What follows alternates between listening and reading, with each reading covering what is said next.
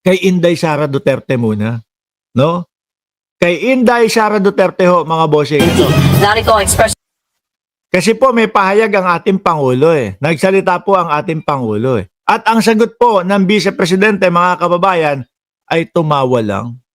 Tinawanan lang po ang ating Pangulo. Pakinggan natin, mga bossing, ha? Tinawanan lang ni Vice President Sara Duterte ang alok na dialogo ni Pangulong Bongbong Marcos para sa unity. Narito ang express report ni Alok na dialogo para sa panawagan na unity ho, mga kababayan. Magkaayos tayo, magpapasko eh, no? Ayaw. Hindi, hindi pwede. Mainit ang ulo ng Vice Presidente, mga bossing. Ayaw ng ganyang mga usapan. Oh. Bril Montalvo. Siguro hindi matanggap ng Vice Presidente.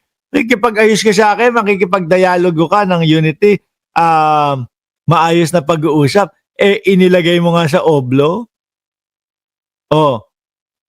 Inilagay mo nga sa oblo yung tatay ko na hanggang ngayon problemado kami kung paano iuuwi ang aking ama. Di po ba? Wala tayong magagawa. Yung ama mo dati matigas nung siya ay presidente. Hindi pwedeng makasuhan, hindi pwedeng ganito, ganyan. So, alam nung mga nagkakaso sa kanya na walang patutunguhan kung magkakaso sila sa Pilipinas, lalo na nung panahon na nanunungkulan ang dating Pangulo. So ano ginawa nila? Ayun, pumunta po sila, mga kababayan, sa The Hague, sa ICC, na alam nilang papansinin po sila. At nung mga panahon na hunay yun, mga boss chief mo, sir, ay ganun tayo sa ICC. Maayos yung ating pagsasamahan with ICC. No, kaya may jurisdiction tayo. Kailan lang naman umalis yan di ba? Nung nalaman na ng dating Pangulong Duterte na siya ay iniimbestigahan na ng ICC, doon lang naman doon na natakot ang dating Pangulo. Di na kami sali dyan. Ayaw na namin dyan. Di ba? Tapos nang bago arestuhin, ay sipain ko pa yung ICC. Ganun pa ang dating Pangulo Di ba, mga kababayan? Para sa unity, handa raw makipag-usap si Pangulong Bongbong Marcos sa lahat, kahit pa kay Vice President Sara Duterte. Natanong tungkol dyan ang bise. Ganun pala, yung sinabi ng kahit kay Sara Duterte pa, okay lang, basta kapayapaan at para pagkakaisa ng Pilipino. Ganun. Nakita nyo naman po, mga kababayan, simula pa lang po ng umpisa ng kampanya ng Pangulo, simula pa lang po ng kanyang pagtakbo, mga boss chief sir, ay ano na po, unity naman po talaga di ba? At nangyayari ho yan, mga bossing. Yung dating mga kaaway, yung dating mga hindi kasundo at bumabardagol kay Pangulo, ano nangyari? Ayan, ngayon po ay sumusuporta sila kay Pangulong Bongbong Marcos.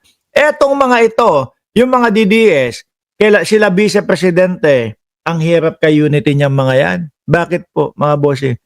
Ang gusto kasi nila, sila yung nasa ibabaw, sila yung nasa taas. No? Hindi papayag, hindi papatalo nang hindi sila yung nasa taas. Kaso ayaw na po sa kanila ng mamamayang Pilipino, mga boss. O paano gagawin doon? Pipilitin ang mga Pilipino? Di ba? Pipilitin yung mga Pilipino na hindi.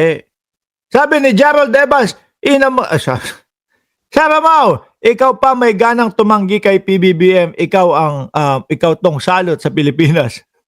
Hindi kasi ikaw naman ba papayag ka? Ito si PBBM din No? Mapang-asar din, ikaw ba papayag ka na makipag-unity doon sa presidente na alam mo na isa siya sa nagpakulong. Ako, mga bossing, kahit magalit kayo sa akin, ako ho ay naniniwala, na si Presidente Bongbong Marcos, meron niyang utos na may go signal yan na arestuhin na ang dating Pangulong Duterte. Naniniwala ho ako doon, mga bossing, kahit anong tanggi po nila. Ang sagot niya, buntong hininga. Nasa hig na naman ang Vice Presidente Biruin mo. Parang buong taon yata, out in and out ang ating Vice Presidente. Pero ang buong taon ho yata mga kababayan ay dahig. Bring him home ang ating Vice Presidente. Samantalang ito ang ating Pangulo. Kaliwat kanan ang proyekto, kaliwat kanan ang pagsugpo sa korupsyon, sa kanila hayahay lang. Kaya ho tinigilan na din ng mga DDS, mga bossing eh. Yung pang-aasar o yung pang-iinsulto kay Pangulong Bongbong Marcos na puro lang po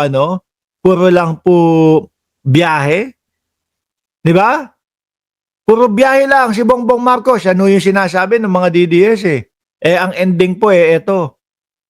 Nung huli po nating pagbilang mga kababayan, simula po nung naaresto ang dating Pangulong Duterte hanggang kung di ako nagkakamali, mga bandang Setyembre ho, 16 na labas-masok ng bansa na ang nagawa ng ating Vice Presidente, mga kababayan ha. Biruin mo po yun. Tapos ang iisang sigaw lang po o ang iisang ginagawa lang po ay bring him home lang po. Tapos eto, kung sakali daw kahit si Sara Duterte ang makausap niya o kausapin, para sa unity, pagkakaisa ng bayan. Sagot pa ng Vice Presidente, ay, buntong hininga. Hindi talaga makikipag-ano yan, makikipag-unite yan.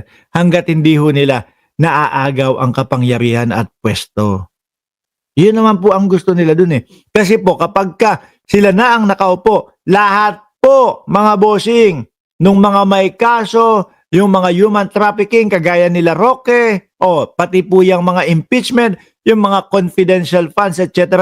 na mga yan, ay naku po, burado na yung mga yan. Malamang si Roque, baka kinabukasan lang ho, umuwi na agad yan eh. Yan ang hinihintay nila Chavit Singson. Kaya po paulit-ulit sila Chavit Singson, sila Roque, nasirain po ang ating Pangulo. Ang problema nila, hindi nila masira. Kasi madami pong mamamayang Pilipino ang nakasuporta po kay Pangulong Bongbong Marcos.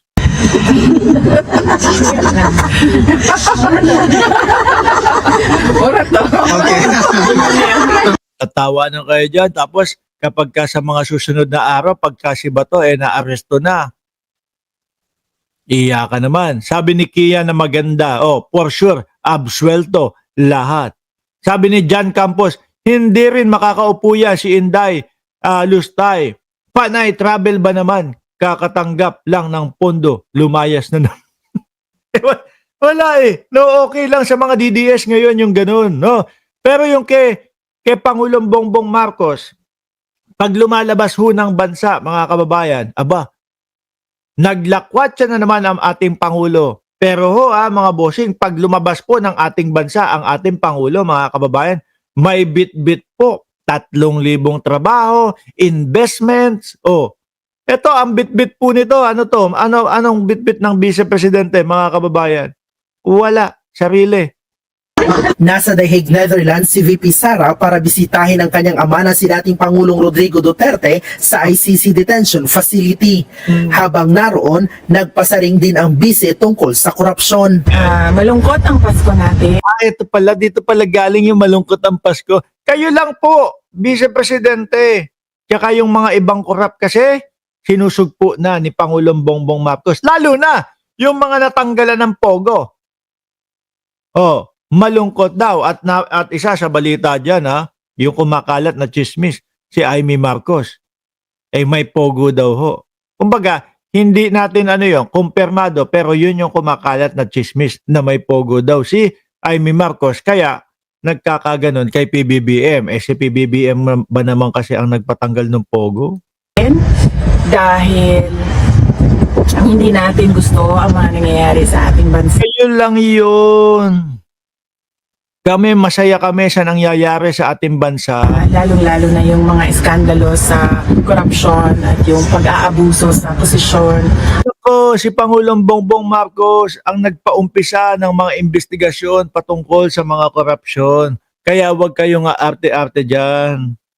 Si Pangulong Bongbong Marcos ang nagpasiwalat ng lahat ng mga yan dahil gusto nga niya talaga na maubos ang korupsyon sa Pilipinas, mga boss. No? Tanungin mo yung DDS. Tanungin mo paano mo sasabihin o paano mo papatunayan na si Bongbong Marcos ang mastermind yan? kung eto siya ang nakikita natin na talagang porsigido na lumaban sa korupsyon. Walang may sasagot yan mga yan, mga bossing. Ang sasagot sa inyo, boss, tingnan mo nga yung paligid mo. Oh, bagsak na ang Pilipinas. Hindi! Pag inulit mo, hindi! Sagutin mo ako. No, bigyan mo ko ng ebidensya o bigyan mo ko ng pagpapaliwanag kung paano mo i-connect si Bongbong Marcos, si Martin Romualdez na sila talaga ang promotor sa ganyan. Wala akong isasagot yan. Wala po, mga kababayan. At mga opisina ng gobyerno. Pinaghahandaan na rin daw ni VP Sara ang muling pagsasampa ng reklamong impeachment laban sa kanya. Ay, dapat lang. Hindi titigilan. Yun. Bakit to? Hindi naman nila nasagot yung unang impeachment eh. Diba?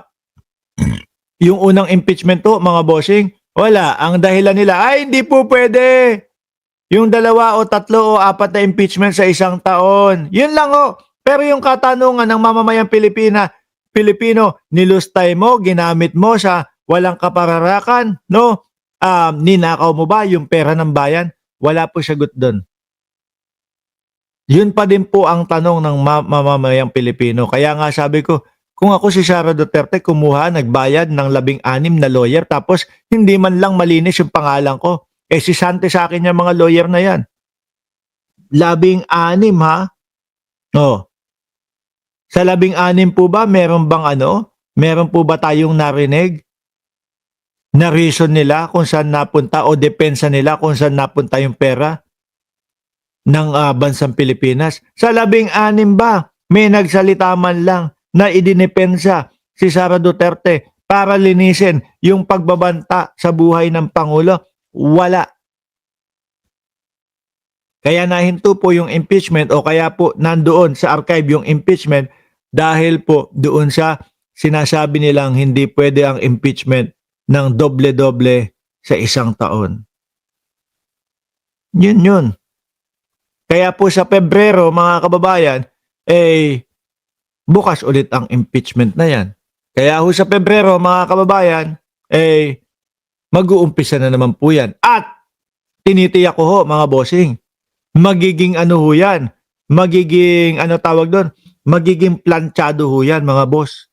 Paanong planchado? Siyempre, nabutasan sila nung mga nakaraan di ba? Ang gagawin nila niyan, aayusin na nila ng maigi yan. Na sinisigurado nila at sisiguraduhin nila na kailangan talagang ang sasagutin ni Sara Duterte ay yung mga ini-issue sa kanya. Confidential funds, bribery, tapos etong pagbabanta sa buhay ng presidente, asawa ng presidente at pinsan ng presidente. Baka dagdag na din po dyan yung laptop